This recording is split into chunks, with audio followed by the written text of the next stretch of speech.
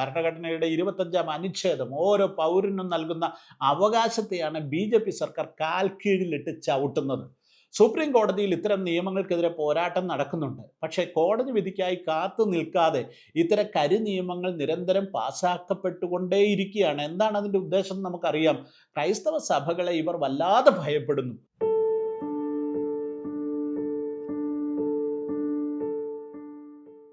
കേരളം മറ്റൊരു നിയമസഭാ തെരഞ്ഞെടുപ്പിലേക്ക് നീങ്ങുകയാണ്.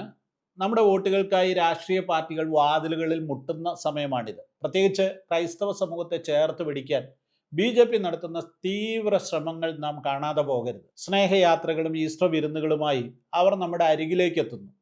എന്നാൽ പ്രിയപ്പെട്ടവരെ, ഈ സ്നേഹപ്രകടനങ്ങൾക്ക് പിന്നിലെ യഥാർത്ഥ മുഖം നാം തിരിച്ചറിയുന്നുണ്ടോ എന്നുള്ളതാണ് എൻ്റെ ചോദ്യം. ഒരു വശത്ത് കേരളത്തിൽ അവർ നമ്മോട് സ്നേഹം നടിക്കുമ്പോൾ, മറുവശത്ത് അവർ ഭരിക്കുന്ന ഉത്തരേന്ത്യൻ സംസ്ഥാനങ്ങളിൽ ക്രൈസ്തവർ കണ്ണീരിലും ഭയത്തിലുമാണ് കഴിയുന്നത്. അവിടെ അവർ സഭകളെ വേട്ടയാടുകയാണ്. നമ്മുടെ വിശ്വാസത്തിന് ചങ്ങലയിടാൻ പുതിയ കരിനിയമങ്ങൾ ഓരോ ദിവസവും ഉണ്ടാക്കിക്കൊണ്ടിരിക്കുകയാണ്. ഇതിൻ്റെ ഏറ്റവും ഒടുവിലത്തെയും ഭയാനകവുമായ ഉദാഹരണമാണ് മഹാരാഷ്ട്ര സർക്കാർ പാസാക്കിയിരിക്കുന്ന മഹാരാഷ്ട്ര ധർമ്മ സ്വാതന്ത്ര്യ നിയമം 2026 എന്നുള്ളത്. കേരളത്തിലെ ഓരോ ക്രൈസ്തവ വിശ്വാസിയും വോട്ട് രേഖപ്പെടുത്തുന്നതിന് മുൻപ് അറിഞ്ഞിരിക്കണം, ബി ഭരിക്കുന്ന സംസ്ഥാനങ്ങളിൽ അവർ നമ്മുടെ സഭകളെ ഇല്ലാതെയാക്കാൻ എന്തൊക്കെയാണ് ചെയ്യുന്നതെന്ന്. ഇത് ഞാൻ വെറുതെ പറയുന്ന ഒരു ആരോപണമൊന്നുമല്ല. നമുക്ക് കണക്കുകൾ വെച്ച് തന്നെ സംസാരിച്ചാൽ മനസ്സിലാക്കാവുന്ന കാര്യങ്ങളേ ഉള്ളൂ. 2025 മാത്രം ഇന്ത്യയിലുടനീളം ക്രിസ്ത്യാനികൾക്കെതിരെ 900-ലധികം ആക്രമണ സംഭവങ്ങളാണ് റിപ്പോർട്ട് ചെയ്യപ്പെട്ടത്. ഉത്തർപ്രദേശിലും ഛത്തീസ്ഗഡിലും രാജസ്ഥാനിലും പ്രാർത്ഥനാ യോഗങ്ങൾക്കിടയിലേക്ക് ബജ്രംഗ് ദളിൻ്റെയും ബി ക്രിമിനലുകൾ അതിക്രമിച്ചു കയറുന്നു, പള്ളികൾ തകർക്കപ്പെടുന്നു, മിഷണറിമാരെ വ്യാജ മതപരിവർത്തന പരാതികളുടെ പേരിൽ പോലീസ് അറസ്റ്റ് ചെയ്യുന്നു, ജയിലിലടയ്ക്കുന്നു. ഇതെല്ലാം നിരന്തരമായിട്ട് സംഭവിച്ചുകൊണ്ടേയിരിക്കുകയാണ്. ഛത്തീസ്ഗഡിലെ അവസ്ഥ നോക്കൂ. ഗ്രാമങ്ങളിൽ പാസ്റ്റർമാരെയും വിശ്വാസികളെയും പ്രവേശിപ്പിക്കുന്നത് തടയാനായിട്ട് വലിയ ഹോർഡിങ്ങുകൾ സ്ഥാപിച്ചിരിക്കുകയാണ്. മിഷണറിമാർക്കും പാസ്റ്റേഴ്സിനും പ്രവേശനമില്ലെന്ന്. പോലീസ് കസ്റ്റഡിയിൽ നമ്മുടെ പാസ്റ്റർമാരെ ക്രൂരമായി തല്ലിച്ചതയ്ക്കുന്നു. ഉത്തർപ്രദേശിൽ 60 വയസ്സായ പാസ്റ്ററെയും മകനെയും പ്രാർത്ഥനയ്ക്കിടെ പോലീസ് വലിച്ചഴിച്ച് കൊണ്ടുപോയി. ഭരണഘടന നമുക്ക് നൽകിയ ആരാധനാ സ്വാതന്ത്ര്യം അവിടെ വെറും ഒരു കടലാസ് തുണ്ട് മാത്രമാണ്.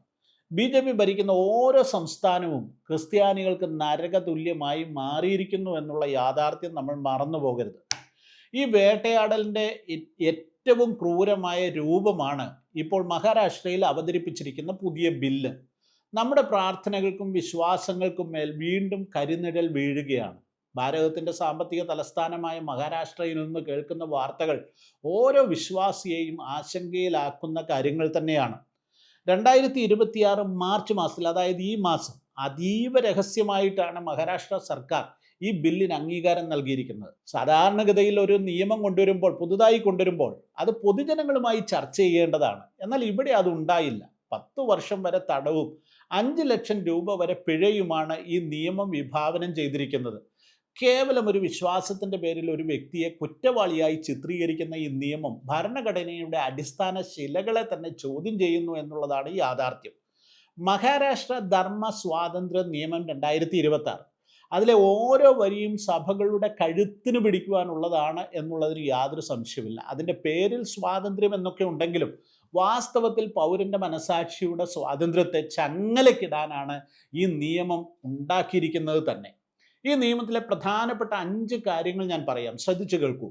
1, പോലീസിന് സുവോമോട്ടോ പ്രയോഗിക്കാനുള്ള അധികാരം. അതായത് മറ്റ് സംസ്ഥാനങ്ങളിലൊക്കെ ഇതുപോലുള്ള നിയമങ്ങൾ പാസ്സാക്കിയിട്ടുണ്ടെങ്കിലും അവിടെയൊക്കെ നിർബന്ധിത മതം മാറ്റം നടക്കുന്നു എന്ന് ആരെങ്കിലും പരാതിപ്പെട്ടാലേ പോലീസിന് ഇടപെടാൻ പറ്റുമായിരുന്നുള്ളൂ.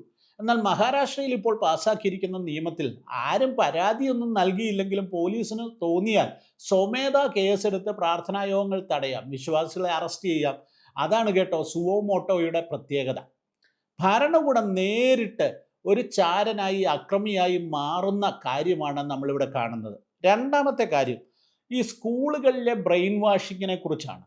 ക്രൈസ്തവർ പതിറ്റാണ്ടുകളായി നടത്തുന്ന സ്കൂളുകളിൽ ബൈബിൾ വചനങ്ങൾ പഠിപ്പിക്കുന്നത് അല്ലെങ്കിൽ പ്രഭാത പ്രാർത്ഥന നടത്തുന്നത് പോലും മറ്റു കുട്ടികളെ ബ്രെയിൻ വാഷ് ചെയ്യുകയാണ് എന്ന് പറഞ്ഞ് അവർക്ക് ഈ നിയമം ഉപയോഗിക്കുവാൻ സാധിക്കും. അതിൻ്റെ പേരിൽ ആ സ്കൂൾ തന്നെ അടച്ചുപൂട്ടുവാൻ സാധിക്കുന്ന വിധത്തിലാണ് നിയമം രൂപപ്പെടുത്തിയിരിക്കുന്നത്. മൂന്നാമത്തെ കാര്യം, കുട്ടികളുടെ മതം തീരുമാനിക്കുന്നത് സർക്കാരാണ്.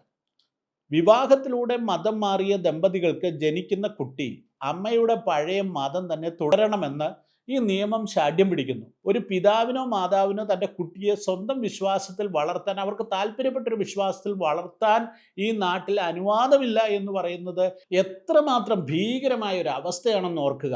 നാലാമത് ഈ നിയമത്തിൽ വ്യവസ്ഥ ചെയ്തിരിക്കുന്നത് 60 ദിവസം മുൻപുള്ള ഒരു നോട്ടീസിനെ കുറിച്ചാണ്. മതം മാറാൻ ആഗ്രഹിക്കുന്ന ഒരു വ്യക്തി 2 മാസം മുമ്പ് ജില്ലാ മജിസ്ട്രേറ്റിന് അപേക്ഷ നൽകണം. ഇതവിടെ പരസ്യമായി നോട്ടീസ് ബോർഡിൽ ഇടും. ഇത് ബജ്രംഗ് ദൾ പോലെയുള്ള സംഘടനകൾക്ക്, തീവ്രവാദി ഗ്രൂപ്പുകൾക്കൊക്കെ ആ വ്യക്തിയെ കണ്ടെത്തുവാനും മനസ്സിലാക്കുവാനും ആക്രമിക്കാനും ഒക്കെ ഉള്ള ഒരു അവസരം ഒരുക്കലല്ലേ എന്നുള്ളതാണ് ചോദ്യം. അഞ്ചാമത്തെ കാര്യം, പ്രലോഭനത്തിന് നൽകിയിരിക്കുന്ന വിചിത്രമായ വ്യാഖ്യാനമാണ്. സൗജന്യമായി നൽകുന്നതോ രോഗശാന്തി പ്രാർത്ഥന നടത്തുന്നതോ ദൈവാനുഗ്രഹം ലഭിക്കുമെന്ന് പറയുന്നതോ പോലും ഈ നിയമപ്രകാരം 7 വർഷം വരെ തടവ് ലഭിക്കാവുന്ന കുറ്റമാണ്. നമ്മുടെ കർത്താവ് കാണിച്ചു തന്ന കാരുണ്യത്തിൻ്റെ വഴിയിൽ ആരെങ്കിലും പ്രവർത്തിച്ചാൽ അതൊരു ക്രിമിനൽ കുറ്റമായി മാറിയിരിക്കുന്നു എന്നുള്ളതാണ് രസകരമായ കാര്യം. വളരെ ലിബറലായി ചിന്തിക്കുന്ന ബഹുഭൂരിപക്ഷം ക്രൈസ്തവരും പറയുന്ന ഒരു കാര്യമുണ്ട്. നമ്മുടെ അച്ഛന്മാരും കന്യാസ്ത്രീകളും പാസ്റ്റർമാരും ഒക്കെ മറ്റു മതസ്ഥരോട് സുവിശേഷം പ്രസംഗിക്കുന്നതുകൊണ്ടും അവരെ മതം മാറ്റാൻ ശ്രമിക്കുന്നതുകൊണ്ടൊക്കെ അല്ലേ ഇങ്ങനെയുള്ള എതിർപ്പുകൾ ഉണ്ടാകുന്നത്? അതിൻ്റെ വല്ല ആവശ്യമുണ്ടോ? നമ്മുടെ കാര്യം നോക്കി നമ്മൾ പോയാൽ പോരെ എന്നൊക്കെയാണ് പലരും ചോദിക്കുന്നത്. എന്നാൽ കേട്ടോളൂ, കഴിഞ്ഞ വർഷം നടന്ന 1000-ഓളം അക്രമ സംഭവങ്ങളിൽ ചിലത് എങ്ങനെയാണെന്ന് ഞാൻ പറയാം. വീടുകളിൽ നടന്ന കുട്ടികളുടെ ബർത്ത്ഡേ സെലിബ്രേഷനിടയിലേക്കാണ് അക്രമികൾ ഇരച്ചു കയറിയത്. അതിനെ തുടർന്ന് പോലീസിനെ വിളിച്ചു വരുത്തി അവിടെയുള്ള വീട്ടുകാരെയൊക്കെ അറസ്റ്റ് ചെയ്തുകൊണ്ട് പോകുന്നു. നോക്കൂ, നമ്മുടെ വീടുകളിൽ ഒരു കുഞ്ഞിൻ്റെ ബർത്ത്ഡേ സെലിബ്രേഷൻ നടക്കുമ്പോൾ നമ്മൾ ആരെയൊക്കെയാണ് വിളിക്കുന്നത്? മതമോ ജാതിയോ ഒന്നും നോക്കാതെ നമ്മുടെ സ്നേഹിതരും അയൽക്കാരും ഒക്കെ അവിടെ കാണും. ഒരച്ഛനോ പാസ്റ്ററോ പ്രാർത്ഥിച്ചായിരിക്കും ഈ ചടങ്ങുകൾ ആരംഭിക്കുക. അതുപോലും മതപരിവർത്തന ശ്രമമാണെന്ന പേരിൽ പോലീസിന് ഇടപെടാവുന്ന നിയമങ്ങൾ പാസ്സാക്കുന്നു എന്നത് എത്രമാത്രം അപലപനീയമാണ്, എത്രമാത്രം എതിർക്കപ്പെടേണ്ടതാണ് എന്ന് ചൂണ്ടിക്കാണിക്കട്ടെ. ഈ കരിനിയമത്തിനെതിരെ 30-ലധികം സിവിൽ സൊസൈറ്റി സംഘടനകളും ക്രൈസ്തവ സഭകളും ഒക്കെ ചേർന്ന് മുംബൈയിൽ വിശാലമായ ഒരു സമ്മേളനം നടത്തുകയും പ്രസ് ക്ലബിൽ പത്രസമ്മേളനം നടത്തുകയും ഒക്കെ ചെയ്തു.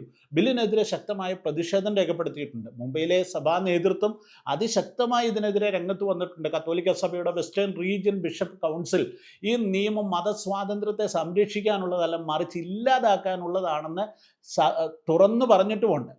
പക്ഷെ അതുകൊണ്ടൊന്നും പ്രയോജനമുണ്ടാകുന്നില്ല എന്നുള്ളതാണ് യാഥാർത്ഥ്യം. ഭരണഘടനയുടെ 25-ാം അനുച്ഛേദം ഓരോ പൗരനും നൽകുന്ന അവകാശത്തെയാണ് BJP സർക്കാർ കാൽക്കീഴിലിട്ട് ചവിട്ടുന്നത്. സുപ്രീം കോടതിയിൽ ഇത്തരം നിയമങ്ങൾക്കെതിരെ പോരാട്ടം നടക്കുന്നുണ്ട്. പക്ഷേ കോടതി വിധിക്കായി കാത്തു നിൽക്കാതെ ഇത്തരം കരിനിയമങ്ങൾ നിരന്തരം പാസ്സാക്കപ്പെട്ടുകൊണ്ടേയിരിക്കുകയാണ്. എന്താണ് അതിൻ്റെ ഉദ്ദേശം നമുക്കറിയാം. ക്രൈസ്തവ സഭകളെ ഇവർ വല്ലാതെ ഭയപ്പെടുന്നു. ആളുകൾ ക്രിസ്ത്യാനികളായി പോകുന്നു എന്നുള്ളൊരു ഭീതി അവരുടെ ഇടയിൽ വ്യാപിച്ചിരിക്കുന്നു. പ്രിയപ്പെട്ടവരെ, കേരളത്തിൽ BJP നേതാക്കൾ നിങ്ങളെ കാണാൻ വരുമ്പോൾ അവരോട് മഹാരാഷ്ട്രയെക്കുറിച്ച്, ഗുജറാത്തിനെക്കുറിച്ച്, UPയെക്കുറിച്ച്, ഛത്തീസ്ഗഡിനെ കുറിച്ചൊക്കെ ഒന്ന് ചോദിക്കണം. അവിടെ തകർക്കപ്പെട്ട പള്ളികളെക്കുറിച്ച് ചോദിക്കണം. അവിടെ ജയിലിലടയ്ക്കപ്പെട്ട 100 കണക്കിന് പാസ്റ്റർമാരെ കുറിച്ച് ചോദിക്കണം. നമ്മുടെ വോട്ട് നാളെ നമ്മുടെ സഭകളുടെ നിലനിൽപ്പിനെ തന്നെ ബാധിക്കാവുന്ന കാര്യമാണ്. ഇന്ന് ഉത്തരേന്ത്യയിൽ സംഭവിക്കുന്നത് നാളെ കേരളത്തിലും സംഭവിക്കാതിരിക്കാൻ നാം ജാഗരൂകരാകുക എന്നുള്ളതാണ് ഏറ്റവും പ്രധാനപ്പെട്ട കാര്യം. സ്നേഹം അഭിനയിച്ച് വരുന്നവരുടെ ഉള്ളിലെ വിദ്വേഷം നാം തിരിച്ചറിയേണ്ടിയിരിക്കുന്നു. വിശ്വാസം എന്നത് ആരുടെയും ഔദാര്യമല്ല, അത് നമ്മുടെ മൗലികമായ അവകാശമാണ്. ആ അവകാശം സംരക്ഷിക്കാൻ നമ്മുടെ സഭകളെയും വരും തലമുറയെയും കാത്തു സൂക്ഷിക്കാൻ വോട്ടവകാശം വിവേകത്തോടെ ഉപയോഗിക്കുക. ഈ കരിനിയമങ്ങൾക്കെതിരെ നാം ഒന്നിച്ചു നിൽക്കുക. ദൈവം നമ്മെ അതിന് സഹായിക്കുന്നു.